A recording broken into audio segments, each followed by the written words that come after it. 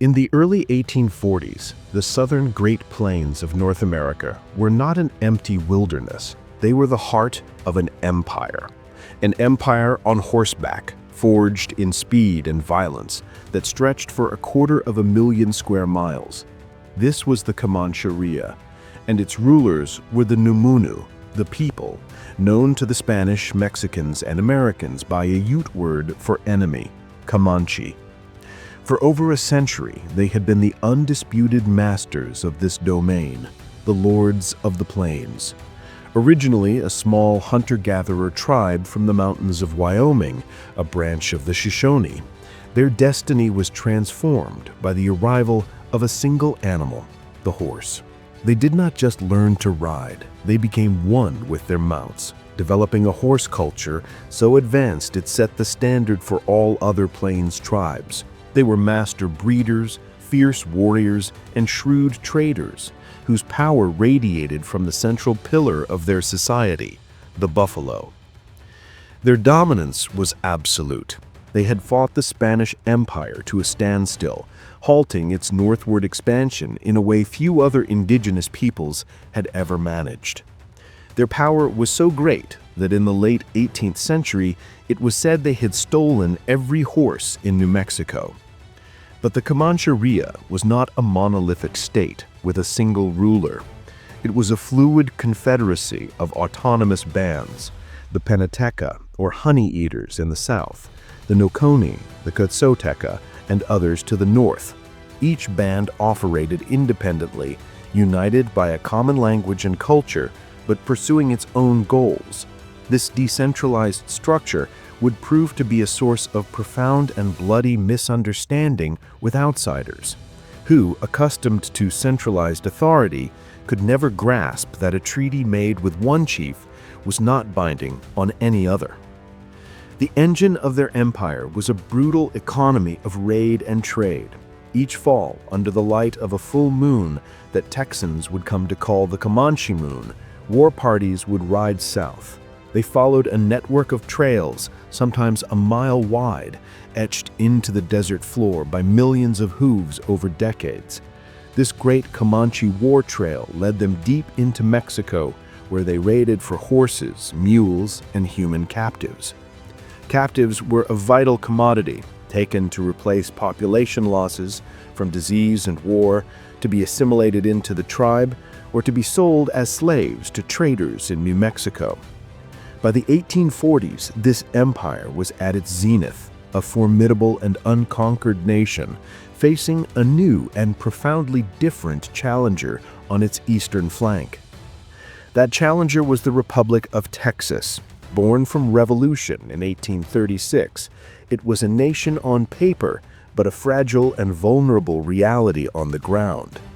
By 1838, its treasury was empty and its army had been disbanded. Its scattered settlements were islands in a vast, hostile wilderness, protected by little more than grit and hope. The only real defense the Republic could muster was a peculiar military order known as the Texas Rangers.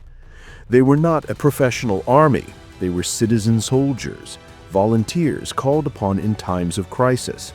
They wore no standard uniform, their discipline was notoriously lax, and they were valued less for their knowledge of military tactics and more for their sheer endurance and skill with a rifle. A ranger was expected to be able to ride 80 miles in a day, sleep on the prairie with his saddle for a pillow, and live off the land for weeks at a time. This ragged defense was pitted against the Comanche under an official government policy of open hostility. Texas's second president, Mirabeau B. Lamar, held a starkly different view from his predecessor, Sam Houston. Where Houston had sought treaties and trade, Lamar saw only one solution to the Indian problem: their complete expulsion from Texas or their extermination. This aggressive policy, enacted in 1839 and 1840, set the frontier ablaze, escalating a long-simmering conflict into a total war. But it was a war the young republic was losing badly. On the battlefields of the Texas frontier in 1840, the two sides were fundamentally mismatched. The conflict was defined by a profound technological and tactical imbalance that gave the Comanche a decisive edge. The core of the Comanche advantage was rate of fire. A Comanche warrior fighting from horseback could lose 6, 8, even 10 arrows in the time it took a Texas Ranger to reload his single-shot, muzzle-loading rifle, a process that could take anywhere from 20 seconds to a full minute. This disparity was lethal. Inexperienced Rangers who fired their one shot too early were left defenseless, easily ridden down and killed before they could reload. This was compounded by a second advantage: mobility. The Comanche were the finest light cavalry in the world, and they fought as they lived, on horseback. They used classic cavalry tactics, sending out small groups of warriors as decoys to lure their enemies into a perfectly laid ambush, where the main force would strike from concealment with a shower of arrows. Faced with this superior speed and firepower, the Rangers were forced into a purely defensive posture. Their standard tactic was to dismount, find a defensible location like a grove of trees or a ravine, and fight as infantry. This ceded control of the battlefield, turning every engagement into a desperate struggle for survival. The Texans were not fighting to win, they were fighting not to be annihilated. This was the brutal calculus of frontier warfare. The Republic of Texas, financially destitute and militarily outmatched, was in an existential crisis. Its primary defense force was being systematically outfought by a superior power. To survive, the Rangers would have to innovate. Their desperation created a crucible, an environment uniquely receptive to a radical, unproven technology that had been rejected by almost everyone else. The very weakness of the Republic would, by accident, set the stage for a revolution in warfare. The simmering conflict boiled over into a blood feud in the heart of San Antonio. In March of 1840, a large delegation of Penataca Comanche, 12 chiefs, dozens of warriors, and their families, 65 people in all, rode into the city to negotiate peace. They came under what they believed was a flag of truce, dressed in their finest, ready to talk. The Texans, operating under President Lamar's hardline policy, had one non-negotiable demand: the return of all white captives held by the tribe.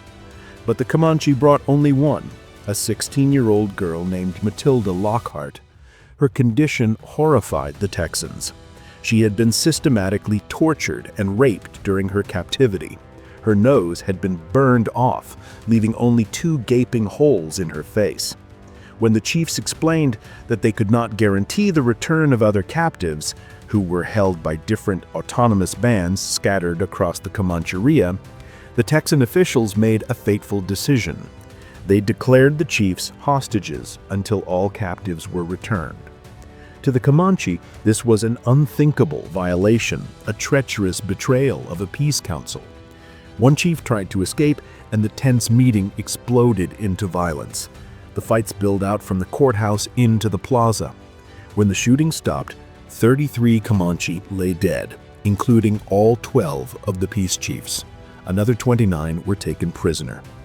To the Texans, it was a failed negotiation that turned violent. To the Comanche, it was a premeditated massacre. News of the massacre spread across the plains like a prairie fire. The Comanche response was swift, unified, and terrible.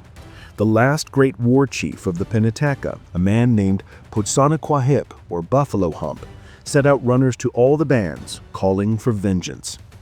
By the summer of 1840, he had assembled the largest war party the Comanche had ever mustered. Perhaps as many as 1,000 people, including hundreds of warriors from every major Comanche division, their Kiowa tribal allies, and Mexican guides, gathered for a single purpose: to make the Texans pay in blood. This was the Great Raid of 1840. They swept down the Guadalupe River Valley, a human tidal wave that crashed on the town of Victoria on August 6th. One settler wrote, "We of Victoria were startled by the apparitions presented by the sudden appearance of 600 mounted Comanche in the immediate outskirts of the village. They killed dozens and captured over 1,500 horses before moving on. Their target was the coast, a region the Texans believed was safe from attack. On August 8th, they descended on the port of Linville. The surprised residents fled to boats anchored in the bay and were forced to watch as the Comanche systematically plundered and burned their town to the ground. Eyewitnesses described a scene of surreal destruction, a drunken saturnalia, where warriors donned stolen top hats and silk ribbons, dragging bolts of fine cloth behind their horses as they rode through the flames. The raid was a stunning strategic success. The Comanche had proven that no settlement in Texas was safe. On their return journey, laden with plunder and thousands of stolen horses, they were intercepted by a force of Texan militia and rangers at the Battle of Plum Creek. The Texans would claim it as a great victory, but the Comanche inflicted casualties and made off with the bulk of their loot. In their eyes, the Great Raid had achieved all its objectives. They had exacted revenge, gathered immense plunder, and delivered a message of terror to the very heart of the Republic. In the smoldering aftermath of the Great Raid, the defense of the Texas frontier fell to a man who seemed the very antithesis of the brawny, rough-hewn frontiersman. John Coffee Hayes, known as Jack, was appointed a captain of the Rangers in 1840. He was slender, of average height, quiet, and unassuming. A fellow ranger described him as a stripling of few words, whose quiet demeanor stretched quite to the verge of modesty. But beneath that mild exterior was a will of iron and a genius for frontier warfare. He was a fearless fighter and a brilliant leader, who earned the nickname Devil Yak from the Comanche who faced him in battle. Hayes began to forge the Rangers into a more disciplined and cohesive fighting force. He understood the complex tapestry of the frontier, often leading mixed companies of Anglos, Tejanos, and allied Indian scouts from tribes like the Lipan Apache and Tonkawa, who sought alliance with the Texans against their mortal enemy, the Comanche. The cycle of atrocity in 1840, from the torture of Matilda Lockhart that enraged the Texans to the massacre of the peace chiefs that enraged the Comanche, had created a state of total war. Negotiation seemed impossible, annihilation felt like the only outcome. This brutal blood feud was the catalyst that created the desperate need for a decisive, war-winning advantage. It was into this crucible that Captain Jack Hayes was thrust with a mandate to stop the raids and secure the frontier, a task that, by all conventional measures, was impossible. The solution to Jack Hayes's impossible problem was not born on the Texas frontier, but in a factory in Paterson, New Jersey. It was the brainchild of a brilliant and ambitious inventor named Samuel Colt. While serving as a sailor, Colt had carved a wooden prototype of what he called the impossible gun, a pistol that could fire multiple times without reloading. Patented in 1836, his design was revolutionary. It used a rotating cylinder preloaded with 5 rounds of powder and ball and ignited by percussion caps, a vast improvement over the reliable flintlock system. But Colt's genius for invention was not matched with business acumen. His first firearm, the Colt Paterson revolver, was a commercial disaster. The weapon was seen as overly complex and fragile. Reloading was a cumbersome process that required partially disassembling the gun, making it impractical in the heat of battle. The established U.S. military, after testing Colt's revolving rifles in the swamps of Florida and finding them unreliable, rejected his designs. State militias followed suit. By 1842, Samuel Colt's patent arms company was bankrupt. But the Paterson found one enthusiastic customer, the Republic of Texas. Desperate for any technological edge, the Texas Navy purchased 180 of the 5-shot revolvers in 1839.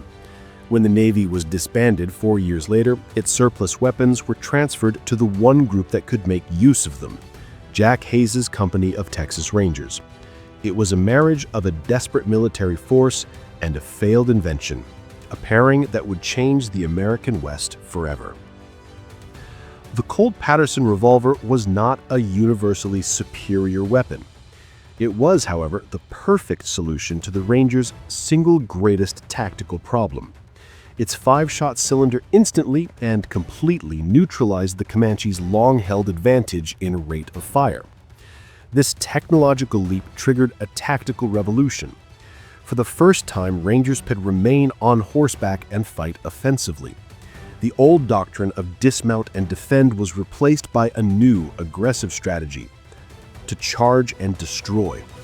A small company of Rangers, each armed with 2 revolvers, could now ride directly into a much larger Comanche force, matching their mobility while possessing an overwhelming and terrifying volume of fire. The psychological impact on the Comanche was profound. Their entire method of warfare was predicated on the slow, single-shot weakness of their opponents. When faced with men who could fire again and again and again without pause, their tactics crumbled. A Comanche warrior who survived one of the first major engagements against the revolvers would later complain that the Rangers had a shot for every finger on the hand. This new weapon was a massive force multiplier. It allowed a small, underfunded group of Rangers to project the firepower of a much larger force, enabling a military minority to challenge the dominant power of the plains. The Colt revolver didn't just level the playing field, it tilted it decisively in favor of the Texans. 12 miles north of the modern town of Bandera, Texas, the hill country splits open. This is Bandera Pass, a natural gorge cutting through the mountains that divide the Guadalupe and Medina River valleys. It was a place of deep historical and spiritual significance. Early Spanish maps mark it as the terminus of an old Comanche trail leading from East Texas. It was a place of conflict, where Spanish troops had fought a 3-day battle with the Apache in the 1730s.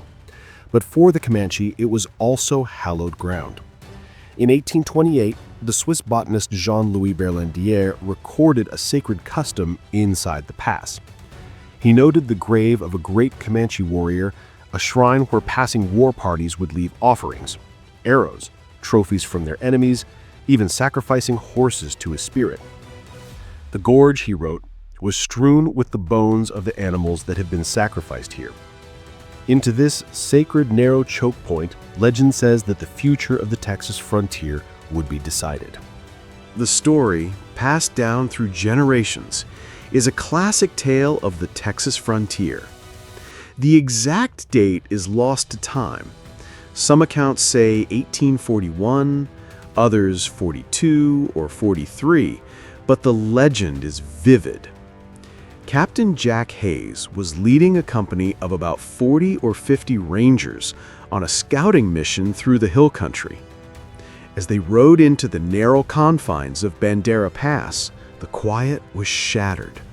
From the rocks and brush on the hillsides above, a large Comanche war party, estimated at over 200 warriors, sprung a perfectly laid ambush.